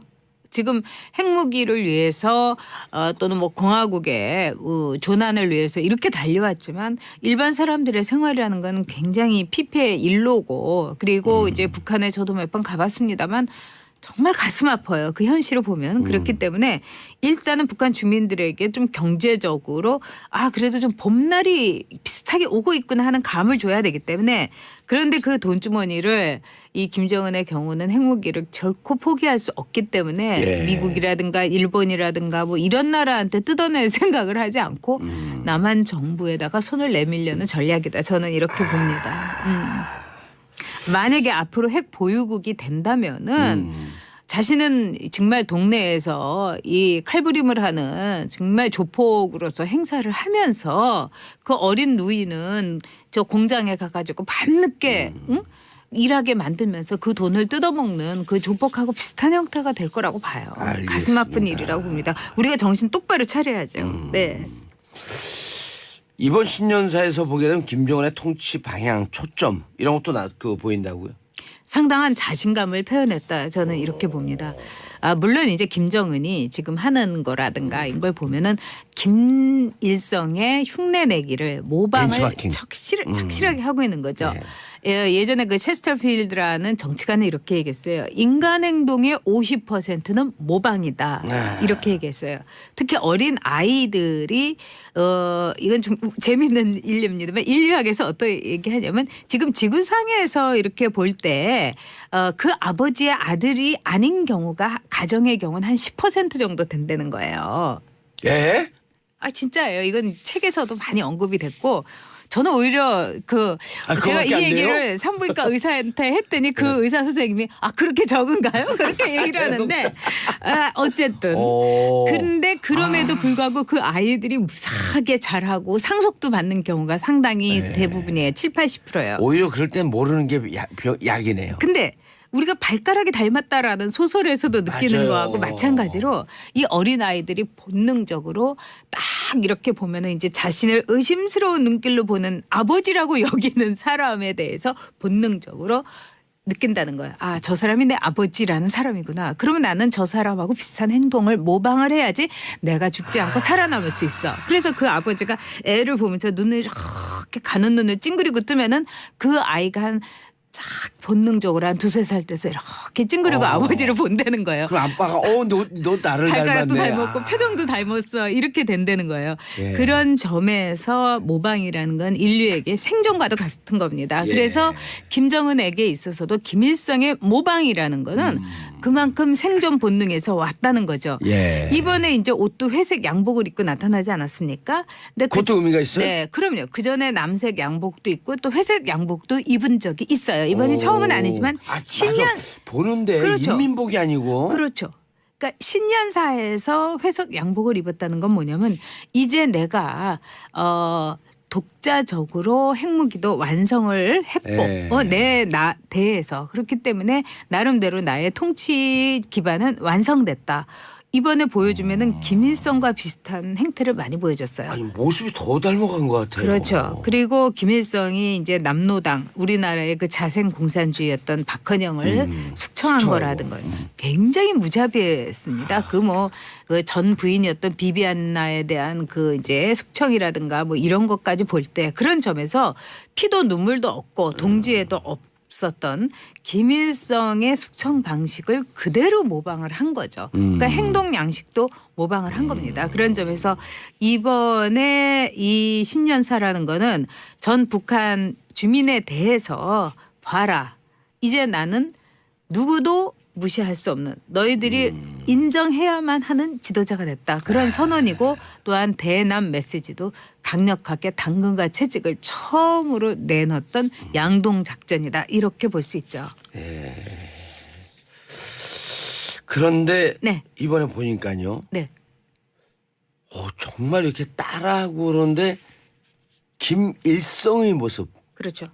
훨씬 더 뭐 100%그 도플갱어라고 해도 틀린 말은 도플갱어가, 아닐 것 같아요. 싱크로율 한 99? 99.999. 근데 참 둘이 닮은 것도 있었어요. 이제까지 아마 애청자 여러분께서 느끼시겠지만 김정은은 이렇게 텔레비전 앞으로 실물로 육성 메시지를 신년사로 한 적이 없었어요. 즉 신문의 사설이라든가 이런 언론을 누가요? 통해서 김정일이 아니면 김정일이요. 김정일이. 근데 김정은은 19년 만에 즉 김정일의 통치에 없었던 19년 만에 말하자면 2014년에 딱 신년사를 육성으로 합니다. 이거는 김일성 이후 처음이었던 거예요. 오호. 그래서 이 점에 대해서도 또 다른 젊은 김일성이 나타난 것처럼 북한 주민들에게는 느껴졌고요.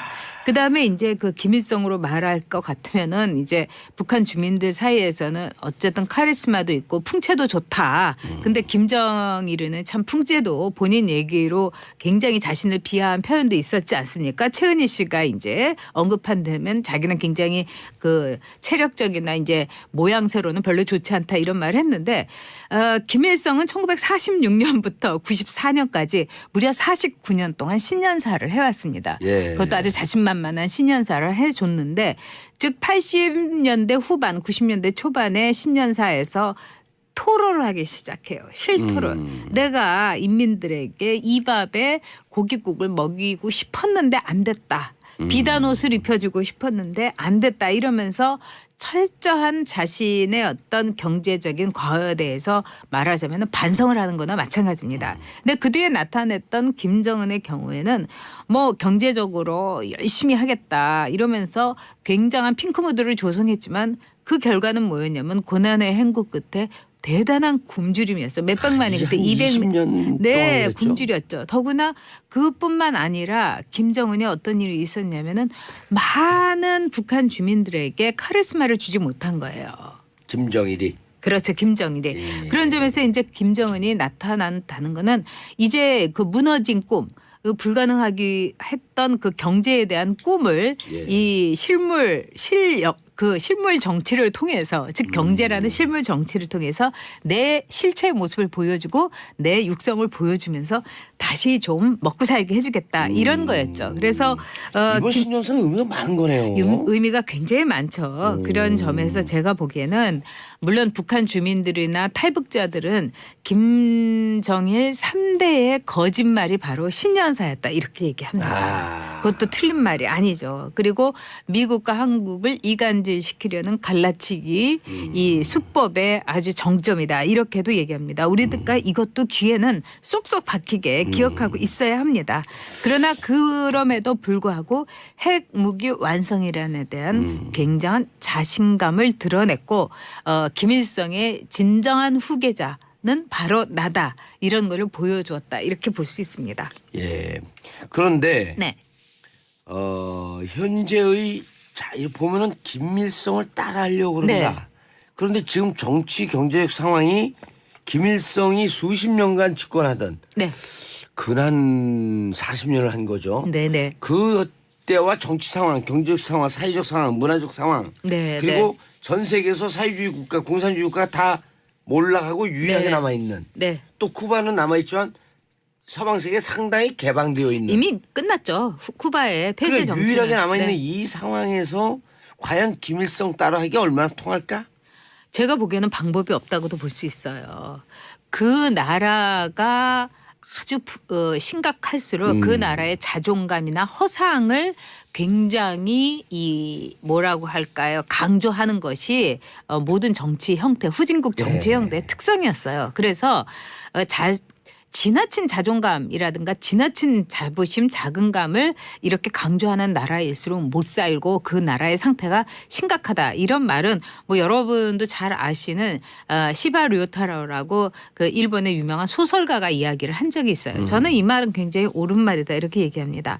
자, 권력의 모방이라는 건 두 가지의 측정이 있습니다. 이 선거에서 환상을 통해서 당선돼야 되는 그 후진국 정치에서 많이 나타납니다. 예를 들면 필리핀의 이멜다 마르코스하고 그 마르코스 그 부부가 그렇게 장기 독재를 하면서 노래하고 춤추면서 이 선거 운동을 했어요. 둘이 댄스를 하면서. 일종의 이미지만 그렇죠. 이미지. 네. 그리고 여러분도 잘 아시지만은 뭐 저게 Don't Cry For Me 아르헨티나의 그 주인공이었던 에비타 페론. 예. 에비타 페론도 노래를 많이 했어요. 원래 이제 라디오 방송국의 성우였고 뭐 저기 뭐 그 여러 가지 이제 상황 그 저기 소문이 있습니다만 어쨌든 노래하고 춤추면서 아름다운 모습을 보여줬던 거죠. 그래서 에비타를 완전한 이미지 정치. 그렇죠. 에비타를 흉내냈던 이사벨 페론. 이사벨 페론이 대통령이 됐을 때 결국은 에비타하고 똑같은 모양새를 했다는 거 아닙니까? 예. 이 머리도 이렇게 막 부풀리고 금발에다가 에비타가 자주 입었던 이제 플라이 스카트라고 해서 쫙 퍼지는 그러면서 허리는 잘록하게 강조하는 이걸 통해 가지고 아 에비타인가 보다 이렇게 사람들에게 이 에비타의 도플갱어를 한 거예요. 우리가 박근혜 뭐 대통령이 유경수 여사의 도플갱어 했듯이. 똑같은 거죠. 박근혜 대통령에게 왜 그렇게 이 올림머리가 중요했던가. 그거는 제가 볼 때는 똑같은 거예요. 즉 유경수의 모습을 사람들에게 즉 왜냐하면은 지금 앞서서 얘기한 분들이 참 그 이 자유한국당에 대해서 굉장히 많은 이야기를 하셨지만은 그럼에도 불구하고 자유한국당의 존재를 붙들고 가고 싶어하는 세대들이 있습니다. 그리고 자유한국당이 구정물에 있던 뭐 흙탕물에 있던 나는 죽어도 자유한국당을 지지한다는. 근데 이런 분들을 고정 한 20%가 나오는 거 아니에요? 비난할 수도 없는 것이 이분들은 6.25를 겪었고 말하자면 우리나라의 산업화 속에서 고생을 한 분들이기 때문에 그 악몽의 기억을 어떤 것하고도 바꿀 수가 없는 거예요. 그렇다면 자유한국당을 지지해도 좋다는 이런 생각이 있는데 이런 기억을 털어버리게 하는 것도 저는 지금 우리 시대의 과제라고 생각을 합니다. 그러니까 박근혜 대통령이 그 20% 지지를 가져가기 위해서 유경수 여사의 따라잡기를 했던 거고. 그렇죠. 지금 김정은도 네. 북한 이거 상대적으로 그러면요. 네네. 겉으로는 통치를 잘하고 안정화되어 있는 것 같지만 사실 밑으로는 눈에 보이지 않는 엄청난 변화의 물결에 좀 두려워하고 있다. 그렇죠. 만약에 박근혜 후보가 콘텐츠가 있고 정말 이 나라를 다룰 수 있는 자기의 전략과 정책이 있는 사람이었다면 저는 오히려 탈유경수를 하기 위해서 숏커트를 하고 또는 다른 스타일을 하고 나타났을 것 My way. 같아요. 난 나의 그렇죠. 통치 스타일이 나는 있다. 박근혜로서 심판받고 박근혜로서 선택받겠다. 근데 그게 아니었잖아요. 한동안 머리를 잘랐다가 이게 안 된다는 걸 알고 다시 머리를 길렀던 거거든요. 그래서 올림머리를 하고 이렇게 나타났는데 실제로 미국에서 이런 예가 있습니다. 미국의 하원 의원 선거에서 이제 미국은 이제 하원 의원이 16선도 있고 막 그냥 나이 제한이 없기 때문에 2년 만에 하잖아요. 그렇죠. 그리고 재선율이 거의 90%가 그렇죠. 넘어가고. 근데 갑자기 죽는 수가 있어요. 너무 이제 노령 의원이어서. 그래서 이제 보궐선거 같은 게 이루어질 때 그 아들은 아버지의 이 말하자면 그림자 아들이 이제 참가를 했는데 아들은 아버지의 그림자는 노땡큐다. 이래서 이제 새로운 스타일로 갔는데 또 다른 후보가 그 아버지를 흉내낸 모습으로 나온 거예요. 누가 당선됐는지 아세요? 아버지를 흉내낸. 맞았어요. 그래서 선거에서의 이 예. 그림자 효과, 모방 효과라는 거는 굉장히 많은 사례에서 입증이 됐죠. 아니 전 작가님 2007년도에 네네네. 이명박 후보와 네. 박근혜 후보가 경선할 네. 때 네. 박근혜 후보가 화난 것 중에 하나가 네. 이명박 후보가 선글라스 끼고 자기 아버지 형상을 하고 그렇죠. 부르르 떨었죠. 그래서. 예. 근데 결국은 네. 사람들 뇌리 속에 고정 20% 있었던 네. 박정희, 유경수 2표가 네. 이명박이 나타나면서 흔들리면서 보수 중심표 쪽으로 빨려 당연히 들어간 거 그랬죠. 아니에요? 왜냐하면 박정희 대통령의 경부 고속도로 건설이라든가 이거는 토목 효과가 있지 않습니까? 근데 그거를 고스란히 이제 MB가 차용을 하고 뺏어간 거예요. 또 MB도 토목맨이었기 때문에. 네. 그래서 이제 박근혜 대통령이 쓰라리 눈물을 삭혔던 거죠. 네. 야, 이 따라잡기라고 하는 게 네. 정치적 의미가 많네요. 아, 굉장히 심각하니까 이제 봉도사도 굉장히 이 누굴 따라할까요? 네, 그런 생각을 하세요. 전역을 따라할까요? 아니 뭐 얘기를 했습니다. 예. 착한 MB를 따라잡게 하겠다고. 아, 그랬어요? 네. 저 열심히 팔로우하고 있어요, 뉴스를. 예. 네. 그런데 네, 네. 그 내부적으로 좀 불안한 심리가 있겠네요. 불안한 거죠. 그리고 우리가 여기에서 이제 이 모든 것에 대해서 과거의 효과, 차용 효과 이런 거로서는 저는 탈피하는 정치인들에게 여러분들이 표를 주셨으면 좋겠어요. 예. 그러니까 만에 하나 봉도사가 착한 MB로 나오면은 찍으시면 안 되고요. 예, 그거 안 돼요. 난 새로운 그러니까 나만의 정치, 나의 정치를 할 수 있는 딱 그거만 그냥 놓았고. 그렇죠. 그래서 김정은이 김일성을 이제 차용했다는 것은 바로 김정은 정권의 그 말로가 불안하고 말로가 좋지 않다는 걸 좀 보여준다고 봅니다. 그래서 어떤 정치인이 나왔을 때 독자적인 말을 하고 과거의 이미지가 아니라 내일을 이야기하고 내일의 이미지를 만들어내고 나는 나다. 그리고 자신의 베일이라든가 자신의 100m 미남이나 100m 효과라든가 이런 것에 빗대지 않는 정말 딱 그 눈길을 그 30cm로 보더라도 눈을 똑바로 쳐다볼 수 있는 예. 눈길을 피하지 않는 정치인을 저는 여러분이 다음엔 선택을 총선이고 어디서든지 하셨으면 좋겠어요. 김일성을 따라잡게 한다면 김일성 그 죽기 전에 네. 정상회담을 잡아놨다가 네. 그래 그 김영삼 대통령과 네, 네. 그랬다 이제 그 캔슬되면서 김대중 대통령의. 김정일로 넘어가서 김대중 대통령과의 정상회담이 됐잖아요. 네. 그럼 그 다음에 또 다음 행보가 정상회담 쪽으로 가지 않을까? 당연히 그렇게 할 겁니다. 그래서 정상회담에 우리가 문재인 대통령을 보면 참 순수하고 그다음에 아주 착실하고 성실하다는 건 우리 국민이 다 알지 않습니까? 그리고 제가 이렇게 몇 차례 이렇게 본 발언은 참 뭐라고 할까 진실성을 진실된, 네. 있어요. 그러나 그런 이 착한 문재인 대통령으로서 나쁜 김정일을 상대하기가 참 쉽지 않을 겁니다. 김정은을 상대하기가 네. 쉽지 않을 겁니다. 왜? 선거에서 이런 말이 있어요. 선거는 착한 사람이 이기는 것이 아니라 강한 사람이 이긴다는 말이 있어요. 또 이긴 사람이 강한 것이다. 그렇죠. 나쁜 사람이 이긴다는 이야기도 있어요. 그런 점에서 이 정상회담에 있어서 우리 문재인 대통령이 좀 더 술수를 많이 쓰는 강하고 어떤 점에서는 이 나쁜 가면도 쓸 수 있는 그런 알겠습니다. 저기 이 문재인 대통령이 되었으면 합니다. 예, 네. 저도 나쁜 선거 한번 치러볼까요? of course. 왜냐하면 강한 선거가 될 수도 있고. 알겠습니다. 네, 네, 유희정님 정치적 듣는 재미에 푹 빠져 하루 시작하고 있습니다. 전 작가님 인사하시고요. 네. 새해 복 많이 받으세요. 예, 네. 저는 좋은 일 많이 있으시고요. 예, 저도 내일 오전 10시 5분에 돌아오겠습니다. 마지막 곡 저스틴 텀브레이크의 Can't Stop the Feeling 들으면서 마치겠습니다. 내일 10시 5분에